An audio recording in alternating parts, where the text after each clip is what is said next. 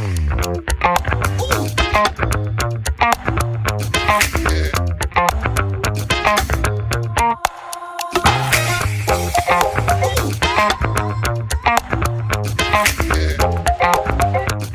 International Halal Academy promove de tempos em tempos o curso de capacitação e conscientização halal.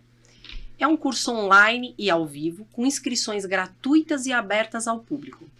O curso aborda conceitos fundamentais relacionados à produção industrial, certificação e exigências do consumidor muçulmano, além de aspectos gerais sobre a religião islâmica.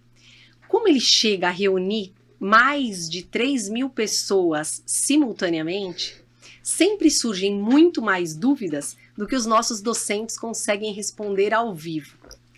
Mas hoje, aqui no Halalcast, nós trouxemos 2 docentes para que elas possam responder as dúvidas mais recorrentes, ou seja, você que nos assiste vai aprender muito sobre halal neste episódio.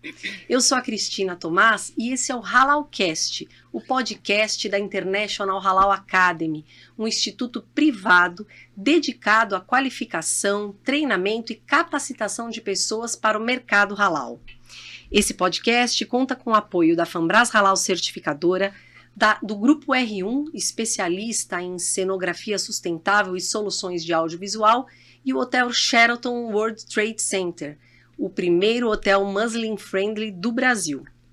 Para responder, então, às dúvidas mais recorrentes que surgem no curso de capacitação e conscientização halal, temos aqui 2 especialistas no assunto, ambas docentes, como eu já adiantei, da International Halal Academy. A Elaine Carvalho, que é gerente de qualidade da Fambras Halal Certificadora, e também da Fambras Halal Certificadora, a doutora Sorra Chabraoui, que é gerente técnica e religiosa da qualidade. Sejam muito bem-vindas e obrigada por estarem aqui conosco. Muito obrigada, Cris. Espero que a gente tenha um podcast bem esclarecedor. Com certeza, com certeza. Eu vou começar com uma pergunta para as 2. Vocês notam que há mesmo perguntas que se repetem nas edições do curso? Qual que é a avaliação que vocês fazem disso? Existem pontos, talvez, que chamam mais atenção, que causam mais dúvidas? Qual que é a avaliação? Com certeza, Cris. A gente tem uma rotatividade muito grande nessas turmas. Apesar da gente atingir, 3.000 alunos, os 3.000 alunos que fazem uma turma em janeiro não são os 3.000 alunos que vão fazer a turma em junho. Então, algumas dúvidas, elas acabam despertando, né? Todas as vezes acaba tendo aquela perguntinha ou não. E o tema de normas internacionais também é algo que muda muito rápido, então, consequentemente, a gente tem que sempre estar com uma resposta atualizada na ponta da língua. Imagina. Sim, eu concordo com a Elaine, exatamente esses pontos. E, além disso, a gente tem a contratação sempre, né, de novos colaboradores nas empresas. Então, por vezes, as empresas escalam novas pessoas para assistir os treinamentos, né? Então, faz com que as perguntas se repitam, né? Porque é um assunto que ainda é meio nebuloso para as pessoas, né? Sim. Bom, então vamos responder algumas delas, né? Vamos lá. Bom, a primeira pergunta é para você, Elaine. O que justifica a certificação halal de água? Existe água halal? Pois é, Cris. Essa é uma pergunta que às vezes as pessoas nem imaginam. Sim, existe certificação halal da água e a gente consegue justificar ela a partir de várias questões, seja de contaminação cruzada durante o processo produtivo, seja porque durante o processo de filtração da água para terminar de torná-la potável, você pode usar um filtro de carvão ativado, que pode ser de osso de origem animal, seja suíno ou até mesmo de osso bovino. Inclusive, aqui no Brasil, uma empresa já procurou a Fambras para certificar carvão ativado de osso bovino. Então, se tem, com certeza, do bovino vai ter do suíno. Então, é uma fonte de contaminação cruzada. Além disso, a própria embalagem PET, que você vai, por exemplo, colocar água, também pode oferecer algum tipo de risco. Então, se ela for biodegradável, a gente precisa entender qual que é o composto orgânico que se usa nessa garrafinha plástica, ou até mesmo a parte de tintas, transmissão ali de não de pigmentos, mas de partes plásticas da própria garrafinha para a água. Fora a questão de que a água ela precisa ser segura do ponto de vista do consumo, né? Então, Sim. a gente também vai verificar as questões da qualidade. Então, sim, existe água certificada halal aqui no Brasil e mundo afora, e vocês podem encontrar no mercado. Inclusive, a gente tem uma aqui na mesa. Sim, sem dúvida, sem dúvida. Doutora Surra, a segunda pergunta é a seguinte: existe abate halal para peixe? Normalmente, nos cursos, os exemplos são sempre, mais falando de bovinos, de aves, né?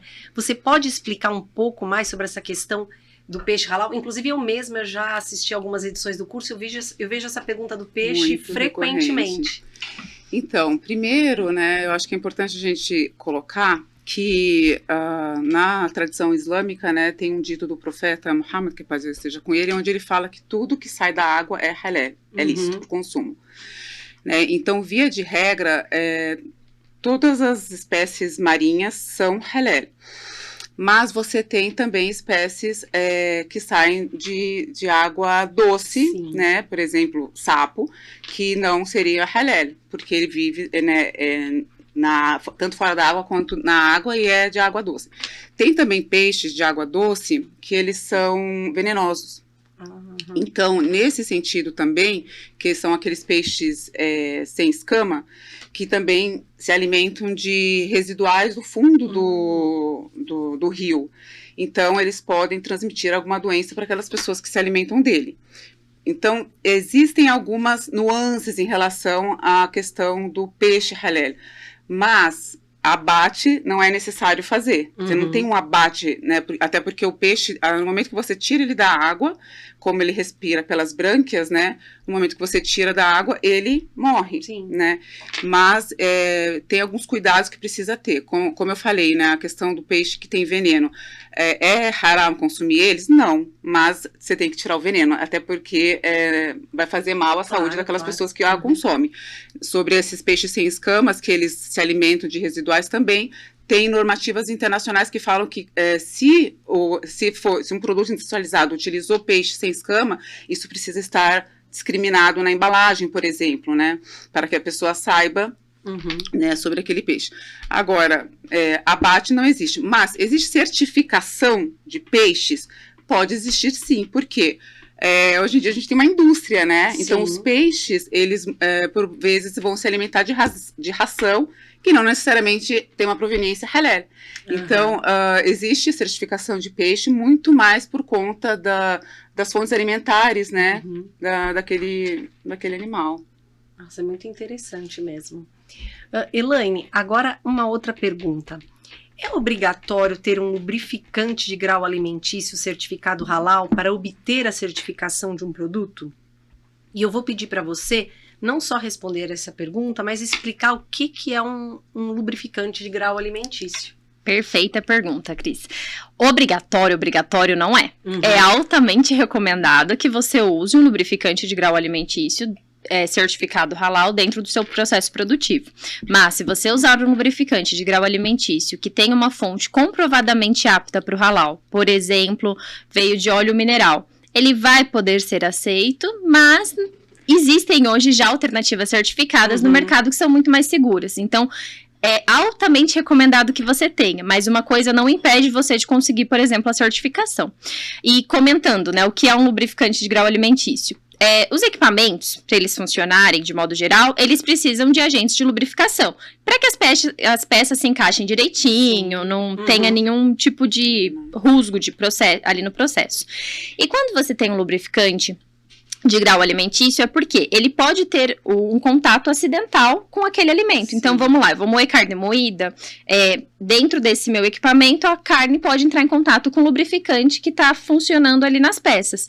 Se ele tem que ser grau alimentício para não causar um risco à sua saúde do ponto de vista de segurança dos alimentos, consequentemente, ele também tem que ser seguro do ponto de vista do halal. Ele não pode oferecer um risco de contaminação para o halal de modo a inviabilizar, por exemplo, a certificação daquele processo, porque, sei lá, eu contaminei a minha pasta de alho com lubrificante de grau alimentício de origem suína, por exemplo. Mas hoje você já encontra boas alternativas no mercado brasileiro de empresas que são certificadas no setor. Ai, que bom. Bom, a próxima pergunta que é para a doutora Surra é a seguinte.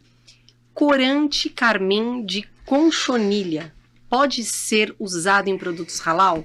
E aí eu também vou te pedir para explicar o que é esse corante, que talvez muita gente não saiba. Sim, com certeza. Bom, primeiro eu vou falar sobre a cochonilha, né? Uhum. É um inseto, e aí o corante é extraído, né, desse inseto. Então, por que essa pergunta? Porque na jurisprudência islâmica é proibido o consumo de insetos, com exceção de um único inseto, que é o gafanhoto, né? Porque ele se alimenta de fontes vegetais e ele não flui sangue. E o que tem a ver isso? Bom, para os muçulmanos é proibido o consumo de sangue, por ele, né, trazer muitas doenças, enfim. Então, a proibição do consumo de inseto é por esse motivo, porque os insetos, né, pernilongo, quando a gente fica pernilongo, é sangue, né? Então, eles se alimentam, né, de sangue e flui sangue, né? Como o gafanhoto não tem nenhuma dessas questões, é permitido o gafanhoto.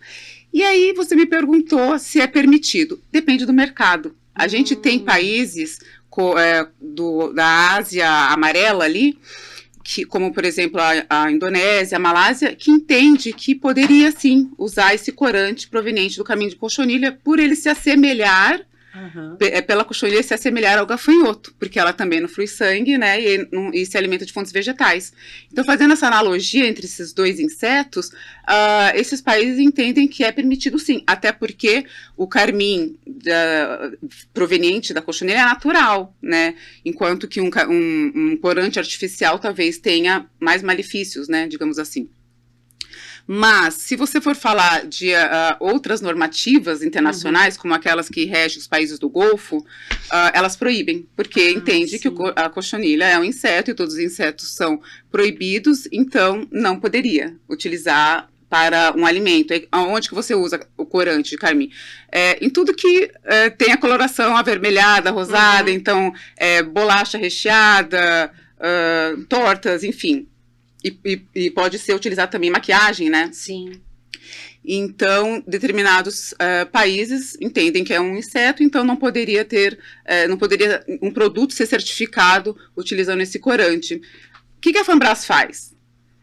Depende do mercado. Então, a nossa empresa que vai saber, né, a empresa, né, o nosso cliente, que vai saber qual que é o mercado delas. A FANBRAS tem condições de certificar uma empresa utilizando o carmim ou não. E aí, é o nosso cliente que vai saber para onde eu quero exportar, qual que é a minha demanda de mercado. É para Malásia? Não é para Malásia? Se é para Malásia, eu vou utilizar. Se não é para Malásia, eu vou usar um outro corante substituto. Sim, tem que olhar também as particularidades de cada país, lugar, na verdade, né? Exatamente. Elaine, essa aqui é para você. No sistema de garantia halal, um requerimento é a existência de uma política halal. Essa política deve ser dedicada. Como funciona este processo? Ai, Cris, eu preciso falar que eu gosto muito dessa pergunta. Na verdade, eu gosto muito quando a gente fala de sistemas de garantia halal. Porque como formada em qualidade que eu sou, eu acho que encaixa muito bem com toda a minha formação quando a gente tem que aplicar um sistema de garantia halal. Então, Cris, o sistema de garantia halal, ele é um procedimento, um manual, uma conduta que a empresa vai implantar dentro da sua unidade como forma de assumir o seu compromisso, firmar o seu compromisso diante da certificação halal. E esse compromisso, ele é firmado quando você estabelece essa política halal, que é onde a alta direção vai se comprometer de fato a seguir o halal no dia a dia da indústria, da empresa certificada. E aí, Cris, esse tema, eu vou fazer uma política dedicada ou não? O sistema de garantia halal, ele é parte integrante do sistema da qualidade da sua empresa. Então, a gente sempre aconselha que você integre este sistema de garantia halal ao sistema de gestão da qualidade que vocês já possuem. Então, você já tem uma política de qualidade, você já tem uma política ambiental. Por que não, então, pegar essa política da qualidade que já existe e adicionar uma seção, um tópico com o comprometimento diante da certificação halal? Torna muito mais fácil. Afinal, todas as políticas, elas precisam ser disseminadas, divulgadas para todos os funcionários da empresa. Então, eles precisam saber o conteúdo dessa política, o que está ali. Claro, não vai ter que falar de cor salteada qual é o compromisso halal, mas eles precisam entender este compromisso. E uma vez que você tem uma política bem completa, é muito mais fácil do que você pedir para um funcionário decorar 4, 5 políticas que você possa ter. Então, a resposta é, sim, você pode fazer uma política halal dedicada, mas você também pode fazer uma política halal integrada com seu sistema de gestão. Sim. E às vezes já tem muita sinergia, às Sim, vezes, né? Eu sim. já escutei história até aqui no Halalcast, de uma empresa que se certificou com a Fambras Halal, falou, nossa, a gente já fazia tanta coisa que preconizava ali o halal, então às Sim. vezes são... às Alguns vezes já tem, né? detalhes adicionais. Sim, que sim. facilitam. Sem dúvida. Essa pergunta também eu já ouvi várias vezes nos cursos para a doutora Sorra. É sobre o álcool 70. Se ele pode ser usado tanto na limpeza de equipamentos como na higienização das mãos, que é algo tão comum. É verdade, a gente tem muitas perguntas em relação a isso. Também vou contextualizar, né? No Islã é proibido o consumo de álcool, né? Mas quando a gente fala de álcool para higienização, para limpeza, não existe nenhum impeditivo, porque o álcool ele evapora, né, ele é muito volátil. Então, quando você utiliza um álcool 70, por exemplo, para higienização das mãos dos colaboradores ou de equipamentos, ele vai volatilizar muito rapidamente. A única coisa que a gente fala é ter um cuidado para que ele seja completamente evaporado antes de você manusear algum produto alimentar e etc, né? Já que eu falei sobre a questão do álcool ser proibido, eu queria só também ressaltar que o álcool 70% é o álcool etílico, né? Então é diferente de um álcool de bebida alcoólica, né? Vinho, cerveja, né? Que são realmente as fontes proibitivas, né? Para o consumo dos muçulmanos. Mas sim, tem muitas perguntas, especialmente porque tem outras certificadoras halal no Brasil que não permitem. Então, muitos dos nossos clientes têm essa dúvida, porque as informações, às vezes, são um pouco diferenciadas entre as empresas. Mas se a gente pensar normativamente, as normas internacionais do halal, eu vou citar, por exemplo, a norma da Indonésia, onde eles nem limitam porcentagem de utilização de álcool etílico para produtos de higiene. Para produtos de limpeza, porque eles entendem realmente que às vezes é necessário, obviamente, né?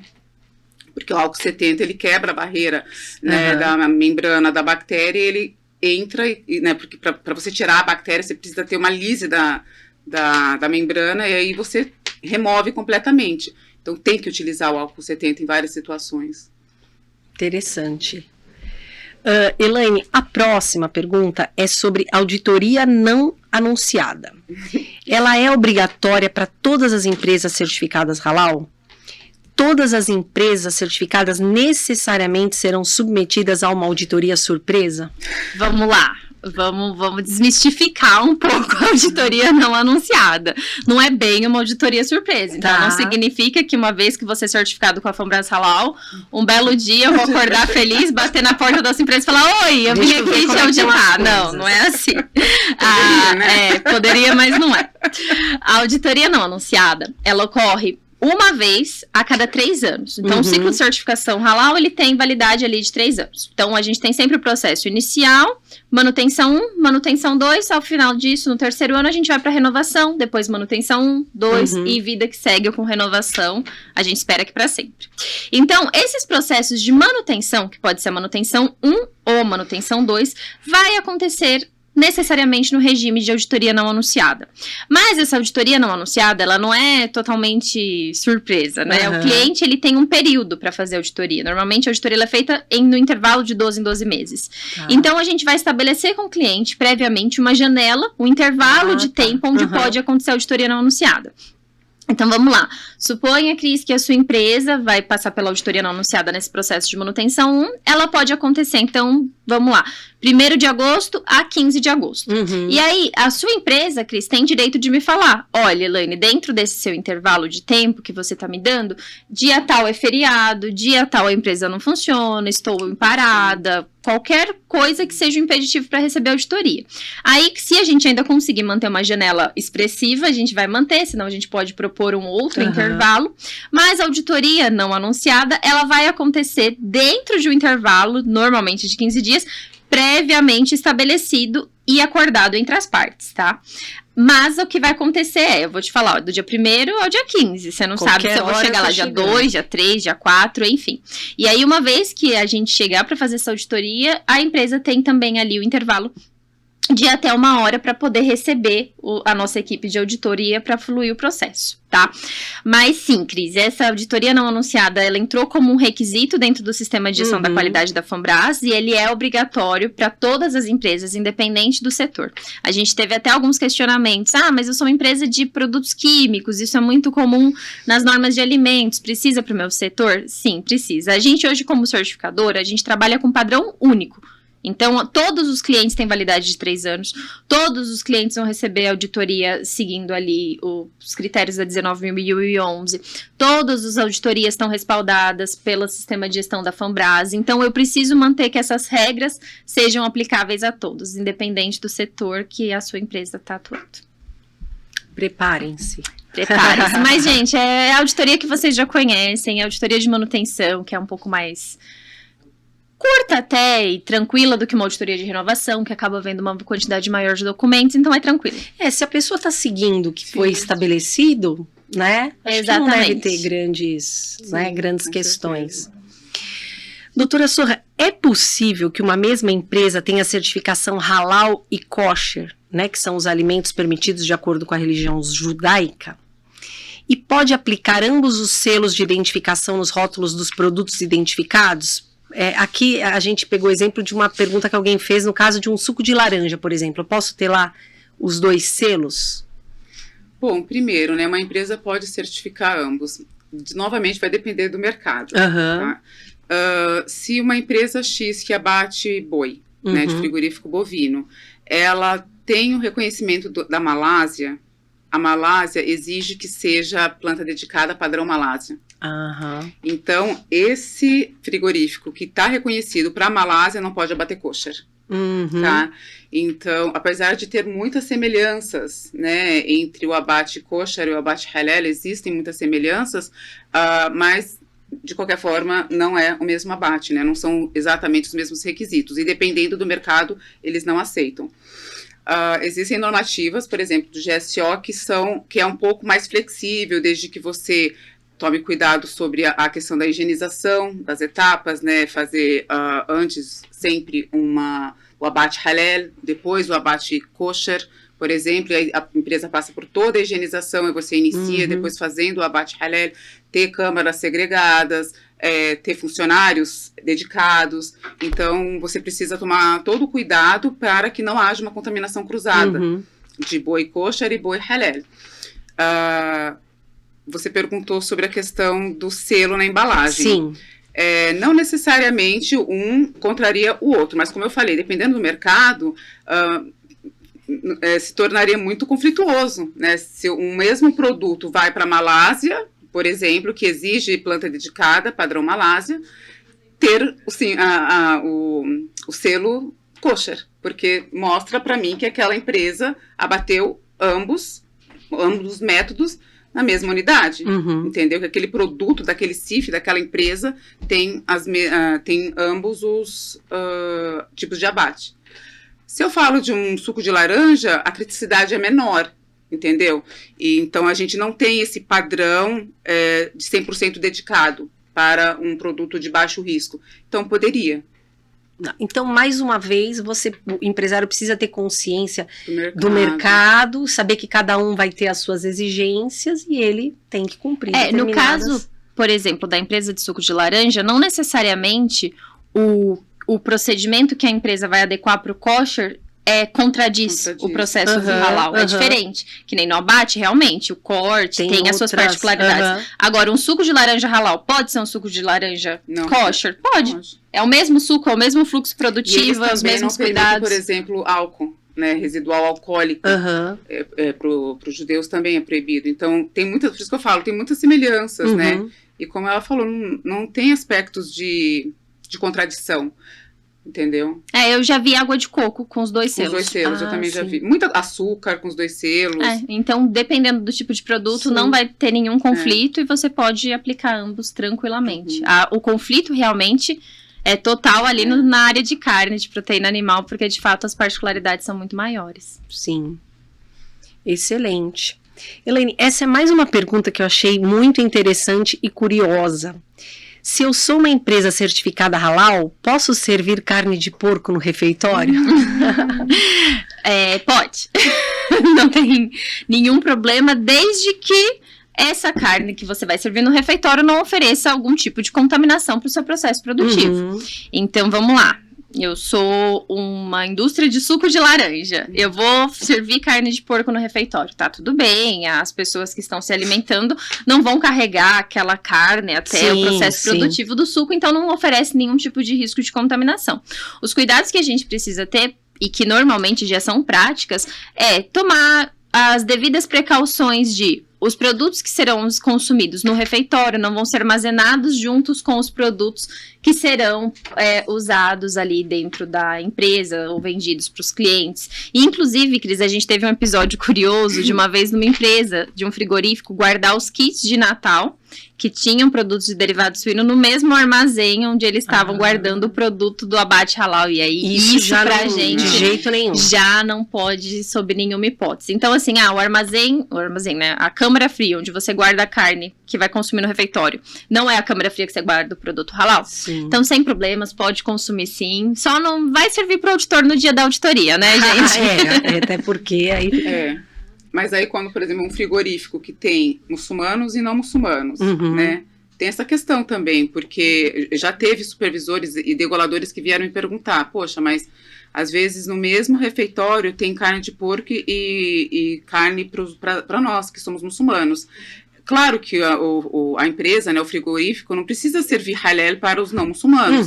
Então, era só uma questão assim, do cliente, né, do frigorífico, ter um cuidado de segregar, né, a alimentação para os muçulmanos e a alimentação para a equipe que não exige. Então, mas né? em geral o pessoal tem essa preocupação? A gente tem clientes que tem, sabe? Que é até separado, assim, a área do refeitório, tem até uma separação de uma cortina, sabe? De plástico. Existem empresas que fazem isso realmente, mas tem empresas que não. E aí existe um risco altíssimo da contaminação cruzada, né? Às vezes você está pegando ali com um pegador uma carne, você usa o mesmo pegador para pegar e já, né? Já contaminou. Então, para empresas que têm muçulmanos trabalhando, isso é um requisito obrigatório, que a empresa onde tem muçulmano precisa ser oferecido alimentos halal, aí é um pouco mais complicado. Sim. No suco de laranja, mais complexo, não, é mais tranquilo, porque você não precisa ter um muçulmano na empresa, trabalhando na empresa, não existe essa exigência. Sim. Já para o frigorífico, sim. Você tem que ter o degolador e o supervisor muçulmano. Sim. Olha, meninas, é assim, a gente já está caminhando para a última pergunta, a gente poderia ter 20 aqui, 30, eu acredito, né? E eu acho que fica aí um espaço para a gente ter outros episódios, inclusive, esclarecendo essas dúvidas. Mas eu queria dizer para o pessoal que nós já gravamos um Halalcast com a Elaine, falando do passo a passo da certificação. Então, se você quer saber mais sobre o processo de certificação, volta lá nos nossos episódios e procura o episódio com a Elaine. E com a doutora Sorra, nós gravamos um Momento Halal, nós falamos sobre fármacos. Sim. Que também foi bastante esclarecedor, foi muito bacana. Então, se você quiser saber também um pouco mais de particularidades a respeito de fármacos, assista, tá no nosso canal do YouTube. Está lá o Momento Halal com a doutora Sorra. Então vamos à última. Doutora Sorra, segue a pergunta é a seguinte: quais são os desafios enfrentados para a harmonização dos padrões de certificação halal em nível global? Acho que a gente até já está pincelando aqui umas coisinhas, sim, né? Verdade. Quais medidas são adotadas para superá-los? Não supera. Porque, infelizmente, cada país quer ditar suas próprias regras. E, ok, cada um tem o direito de colocar suas exigências. O geralzão é igual. O que é halal, o que é haram, o abate, não muda. Mas, pode sensibilização, não pode sensibilização. Pode uso de álcool a tanta porcentagem, não pode. Pode linhas dedicadas ou plantas dedicadas. Então, existem conflitos. Até de aplicação de selo. existe conflitos. O mercado exige o selo deles, o outro mercado exige o selo da certificadora, Sim. o outro fala que não, só está escrito halal. Então, já participei de alguns congressos internacionais onde essa pauta foi colocada, né? Por que não padronizar? Isso ficaria mais fácil para os E clientes. por que não padronizar? Por quê? Envolve uma Porque série de questões? envolve questões financeiras. Ah, entendi. Existem várias coisas por trás, mas assim, hoje a gente tem, por exemplo, organizações, a OIC, SMIC, organizações internacionais, enfim, Dos países dos islâmicos. países islâmicos, Aham. que abrange 63 países de maioria islâmica, não árabes, islâmicas em geral. Uhum. E então todos os países que seguem essa normativa estariam nesse guarda-chuva dessa mesma norma. Aham. O que já facilita, o que já ajuda. Mas, por exemplo, a Arábia Saudita está nesse guarda-chuva, mas ela também segue outra norma, Entendi. né? Enfim, Malásia está nesse guarda-chuva, mas ela segue a norma específica da Malásia. Então, existem essas particularidades, é muito difícil você ter uma consonância geral, padrões específicos, né? São sempre os mesmos, né? Como eu falei anteriormente, mas tem algumas particularidades que... Sim, mas já existem discussões, né? Já existem discussões. Existem fóruns. Na verdade, já surgiu um fórum, agora já está surgindo outro, que a gente até estava conversando com o nosso time de internacional. Então, existem fóruns que são propostos para que exista um espaço de diálogo entre essas diferentes certificadoras, diferentes acreditadoras, onde elas têm ali um espaço para cada um trazer o seu ponto de vista e tentar realmente harmonizar os pontos. A gente... É o sonho, realmente, acho que não só da Fambras, mas de qualquer certificadora halal do mundo, que de fato existisse um padrão único, né? Uma regra, uma ISO do halal, porque aí não vai ter outra. Mas a gente acredita que é um futuro que está se trabalhando. Afinal, a certificação, as acreditações no setor halal, elas são muito novas. Se a gente parar para pensar, as primeiras normas que efetivamente incorporaram tudo são ali 2009, 2015. Então a gente está falando de um sistema de gestão ainda muito recente. Então eu tenho certeza que a gente tem um espaço aí para evoluir nos próximos anos e faz parte, né, dessa estrutura, dessa infraestrutura de qualidade. E eu tenho certeza que, uma vez que essas normas tentam trazer os requisitos da ISO para dentro do seu procedimento, do seu esquema de certificação, consequentemente eu acho que tem projetos de pensar numa ISO halal e quem sabe conseguimos então unificar. Mas é um desafio, como a Sorra falou. Agora não dá, mas num futuro próximo, se Deus a norma quiser. dos Emirados não permitia a insensibilização para aves, hoje já permite. E aí ela já se iguala à Turquia, a Indonésia, a Malásia, Singapura, que permite. Existem muitas conversações. Mas, né, a gente deseja realmente, para além de nós como certificadoras, porque a gente também tem que fazer esquemas internos nossos, que tem que falar, não, a Malásia é assim, a Indonésia é assim, os Emirados é assim. Sim. Isso se torna cansativo para a gente, mas principalmente para os nossos clientes, porque eles têm que ficar se adequando, e para eles é muito difícil. Sim. Mas que bom que existem conversas e as coisas vão caminhando, né? Vão evoluindo. Bom, eu vou me despedir de vocês. Como eu disse, teríamos muitas outras perguntas, mas podemos marcar um próximo, depois esclarecendo outras dúvidas quando tiverem outras edições do curso.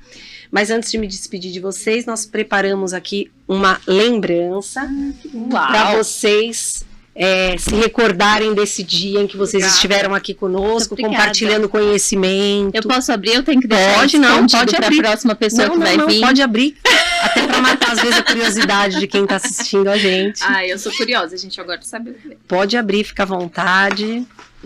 Esperamos que vocês gostem. Agora eu quero ver um copo. Essa é a canequinha térmica do Halalcast. Bem simbólica. Adorei, vou usar, gente. Eu tenho uma, é ótima, ela mantém. Para vocês lembrarem o dia que estiveram aqui. Pelo convite. Chama para outros, porque eu adoro ganhar mimos. Não, com certeza, nós vamos programar. Vamos ficar atentas às perguntas das próximas edições do curso. Inclusive, quem ficou interessado em participar, acompanhe as redes sociais da International Halal Academy, que lá nós colocamos as datas, quando vai ter, os links de inscrição. Então, acompanhe para você também fazer este curso e ter aula com as nossas convidadas aqui, com a Elaine e com a Surra. Mas eu queria, falando em curso, eu queria aproveitar a oportunidade para falar sobre o MBA Halal, Padrões e Desenvolvimento de Mercado e Negócios. É fruto de uma parceria da International Halal Academy com a Universidade Estácio. É um curso inédito no mercado, é inovador, talvez não, é o único na América Latina. É uma pós-graduação reconhecida pelo MEC, tem duração de 18 meses, e o legal, que eu achei muito bacana, é que as aulas são síncronas, ou seja, você pode fazer de onde você estiver, mas as aulas são ao vivo, então você vai poder interagir com esses professores. Eu acho isso um ganho, assim como o curso de conscientização e capacitação e conscientização halal, né, que as aulas são ao vivo. Nós vamos colocar aqui um QR Code para você acessar a página do MBA Halal para saber mais sobre o curso, saber as condições comerciais e o programa, que é muito rico e inclusive tem um módulo internacional, parceria com uma universidade do Egito. É realmente inovador, bem diferente, e eu espero que você goste e que você junte-se a nós no MBA Halal. Bom, eu reforço também o convite para que vocês conheçam o portal da International Halal Academy. Lá são disponibilizados os cursos gratuitos. Vocês fazem um cadastro muito simples para ter acesso a esse conteúdo, né? São cursos gratuitos, eu sempre gosto de frisar, perfeitos, né? Para quem quer conhecer, quer dar aí os primeiros passos no universo halal, ou para quem já trabalha, mas está sempre em busca de mais conhecimento. E claro, assistam a todos os episódios do Halalcast, as entrevistas do Momento Halal. Nós estamos sempre trazendo pessoas para agregar, para compartilhar conhecimento, para esclarecer dúvidas. Então, se você curte, também compartilhe e indique para que outras pessoas tenham acesso a esse conteúdo também. Mais uma vez agradeço aos nossos apoiadores, agradeço a toda a equipe da International Halal Academy que se dedica para preparar esse conteúdo. Mais uma vez agradeço a Elaine e a Sorra pela presença, e para você que nos acompanha, muito obrigada e espero vê-los em breve.